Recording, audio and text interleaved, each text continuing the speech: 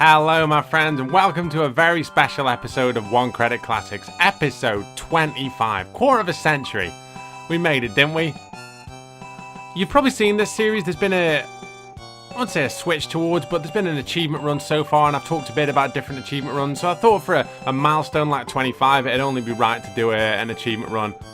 We're going to be looking at Super Mario Brothers. I'm going to be playing the version that you're seeing now, the one that came on Super Mario World Stars, which came out in '93 for the Super Nintendo. And what we're going to do is a no-hit clear, okay? We're going to go no-hit, and we're going to go 2 warp. So we're going to take the warp on level 1.2, and we're going to take the warp on level 4.2. And then we're going to get all the way to the end and beat Bowser without getting hit once. It's hard to know where to begin, really, with introducing this game.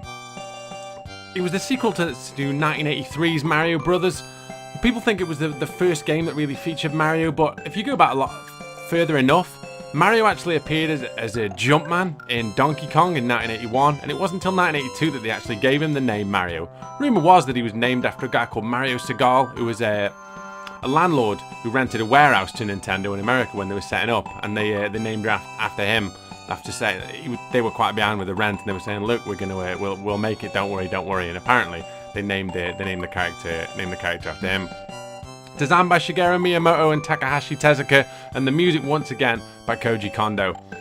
This game is, and was for 3 decades, the best-selling video game of all time. It sold over 40 million units. Ironically, the game that actually took it off the top spot was a Nintendo title as well. It was Wii Sports. 1983's Mario Brothers, the one-screen one, came out in the arcades, but it made a lot of ports to home computers. It was on a few Atari systems, Spectrum, Commodore 64, and this version came out on September the 13th, 1985, and it really catapulted Nintendo to where they always had the potential of being. People who don't play video games know who Mario is. People who play video games love the Mario games, and this game, Mario All-Stars, was a big part of me kind of falling in love with the SNES, really. It was the first game that I ever played on the SNES, and the idea that I could play all these games in once, because if you think about it then, the idea of compilations is nothing new now, but then, to think of a cartridge you could have that had 4 separate games on it was just unbelievable. I love this game so much. There's never, like, when I was going through things to play, I thought to myself, I should do Mario, but then I thought, well, how should I do it? Because obviously at the moment we're doing the Super Mario World. Thanks very much for everybody getting involved with Super Mario Saturdays as well, really picking up some momentum there. But I just thought to myself, like, I need to do Super Mario Brothers. It's one of the most important video games of all time. So trying to do it no hit was what I came up with, really. There isn't a great deal much more to say about this. Like I say, it's one of the most famous, instantly identifiable, one of the most iconic video games probably of all time. So what we're going to do is we're going to traipse across. We're going to jump on. I'm not going to do that. We're going to die. And if we do die, you'll never see it. No, I'm joking. What we're going to do is we're going to go rescue a princess, because that's what happens in all these video games. But we're not going to get hit once doing it. Let's get started, shall we? Right in. Mario All-Star screen you don't see too often. And what you'll notice as well is when I actually go and start this, you'll see it's actually on the control pad, the colour of it.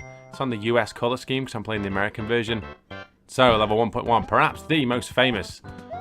It's probably one of the most famous levels in any platform game ever, really. It sets up the mechanics quite nicely. Right, some coins up here. I've been watching too many Derby and speedruns. Like, every time I miss that little jump, I'm like, ugh.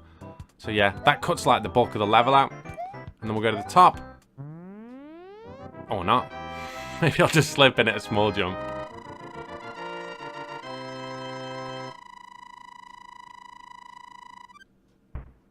Nice. I read something about, I don't quite understand the mechanism, but I think the deal with fireworks is I think it's how many frames you end up using. Hence why when you watch speedrunners do clears of this, they do kind of backwards jumps to skip frames, so there's a better chance that you won't get those fireworks, so it doesn't slow you down at the end. It's quite crazy, really. What we're going to do on here is the first of the 2 warps that we're going to take. So I'm going to smash it up here a little bit. A little bit more, maybe. Hang on. This doesn't bode well, does it? Right. There you go. And what that effectively does is it not only cuts off the level out. Nice and straight. I could do this all day. Nice and straightforward. Do this jump, and then if you keep running and jump up here, perfect. you're taken to the first warp zone. And we're going to go straight to World 4. Oh, swish. See that? My man Naveed's all over that. He's always going on about my pipe jumping skills. That sounds dead dodgy. Forget I said that. Right. First level, 4.1 that you notice Lakitu. Look at him. Absolute mong. I mean, what's he trying to prove there? You can get you can get a good head of steam with this.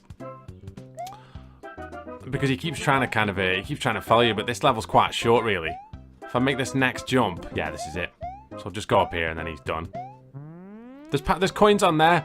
If I was looking at, if you're looking at doing a run like this, but you want to do it 1 credit, you're not bothered about getting hit or whatever, or losing lives, then I'd say take the time to collect the coins because you can pick up an extra life here and there, and it's really, really useful.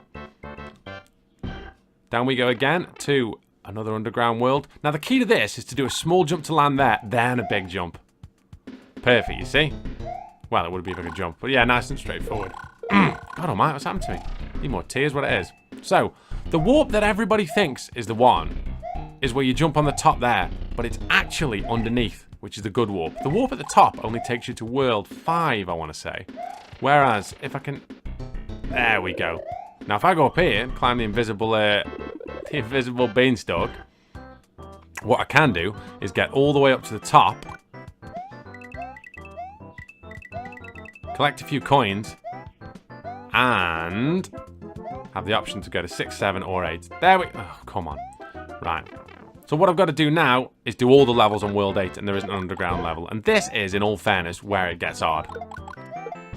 This is where those first 4 levels, if you're trying to do a no-hit clear, and you're doing this path, so you're doing the 2 warp path, 99% of your runs, 99% of your runs will come to die on either this level or the next level. As stupid as it sounds, if you can get past 8.1 and 8.2, 8.3 is easy if you take your time, and 8.4 is fairly easy, provided you get some good luck with Bowser.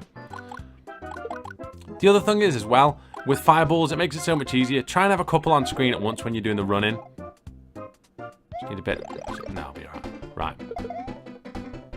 Now, there's 3 jumps coming up here. There you go. You've just got to get, like, really short jumps. You can try and over-jump it, you see. Now, not this one, the next one. Over here is a tough jump. I need to jump early. That's it. Perfect. Wow. That's as good as I've done that for a while, to be honest.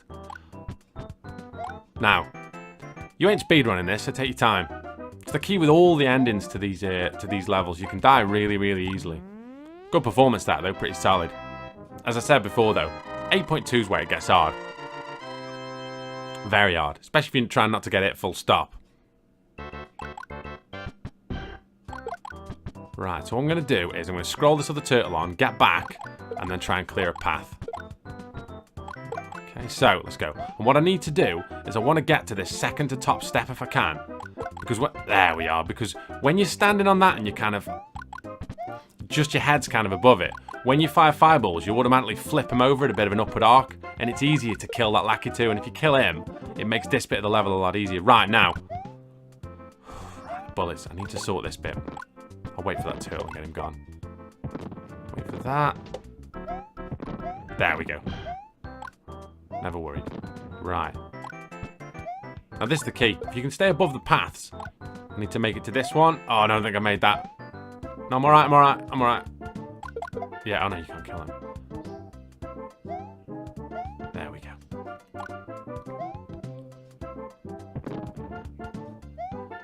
Might get another one. No, it hasn't spawned. Perfect. This bit. What you can do is walk forward at normal speed and then run as soon as you hit the floor and then get the jump. It's probably the easiest way of doing it. As I say, this here, where 100 good intentions and 100 good clears come to die. Stay on top of here to take these out, and then get up as high as you can to avoid that bullet. Right. Now what I need to do... There you go, perfect. Right. Right, I'm pleased with that. Very pleased with that. As I say, I think that's one of the harder levels on the whole thing, really. Because there's just so many cheap... Especially if you're trying not to get hit, because there's just a lot of enemies.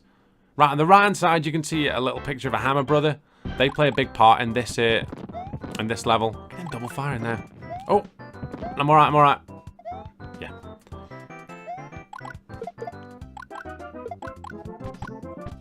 So, now, what I need to do here is, these Hammer Brothers are made easier by having fireballs, so what I need to do is scroll them on until they all go to a similar level. Now, there, I should be able to get him. I have done. I'll wait for him to jump down. There we are, spot on.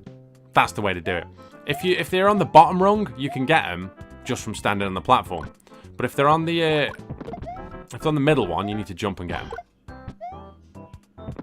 There. Right. Same again, but the platforms are a bit closer, so you just gotta be careful with those hammers. You see what I mean now, so you can get them from the top. There's also a couple of power-ups up here. So if you are doing this and you've been it, then there's one on both the Hammer Brother bits. So if you actually take the time to kill them, you can get some power-ups, which is good. Now this bit's easier, because I can just lead them on and then kill them like this, you see. It makes the whole process easier. It's so iconic, this is. Like I say, I've lost count of the number... Go. All right. I've lost count of the number of times I've played through this, and you will always have that kind of sense of achievement, really. Right. Oh, God, I don't need this. Slow jumps on here. Don't worry about the music. Don't worry about the music. Got plenty of time anyhow. Go. There we go. Onward to 8.4, Bowser's Castle. Get a sip of tea. Right, let's do this. Right, just there we go. Shall I? No, actually, I can do it from here. It's fine, it's fine. Yeah, not a problem. Right, so what you need to do is as follows. Take all these guys out. And the first pipe you want to go down is the one after this. So jump over here, under this, and then down this pipe. Carry on.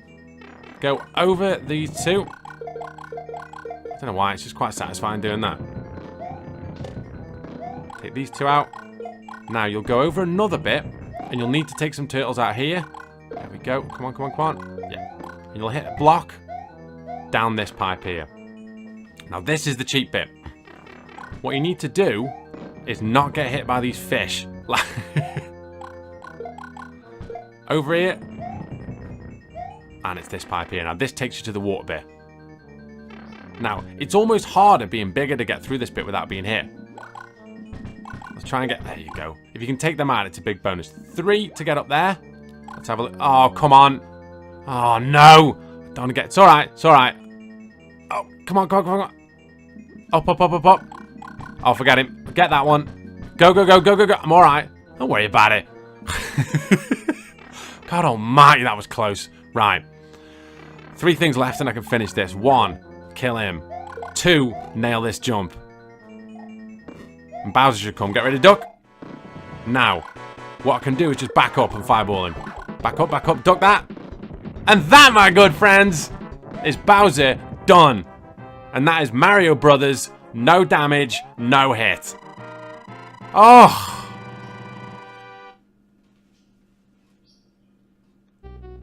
Phenomenal. Doesn't it make you feel good? Thank you, Mario. The kingdom is saved. Now try... Who's this? The princess? Is this Princess or is it my mate Callum messaging me going, are you going to do Lost Levels? I will do at some point. All right. Do you know... This has been yet another quality game to play that I've just... I just enjoyed it start to finish. I enjoyed the process of getting better at this. Mario Brothers will always be one of the most iconic video games ever created. And I just want to say thanks to everybody over the past 25 episodes has been a big part of One Credit Classics. Because if I'm not going to work and checking the channel and seeing what people are saying, and like, it makes me so happy. Everybody who's been a part of this, you're a big part of the One Credit Classics family. Trust me, you people are amazing. I can't believe she's gone straight on. Right, start. And this is what happens. So it's a star 1.1, enemies move quicker, and there's less enemies that you can kill. So I'm just going to... Bloody hell. Right, I'm just going to stand here for a little bit. All that remains to say is thank you very much for being a part of One Credit Classics. Take very good care of yourselves, and I will see you good people very soon. On Saturday, in fact, for the next part of Super Mario Saturday. Take care. See you soon.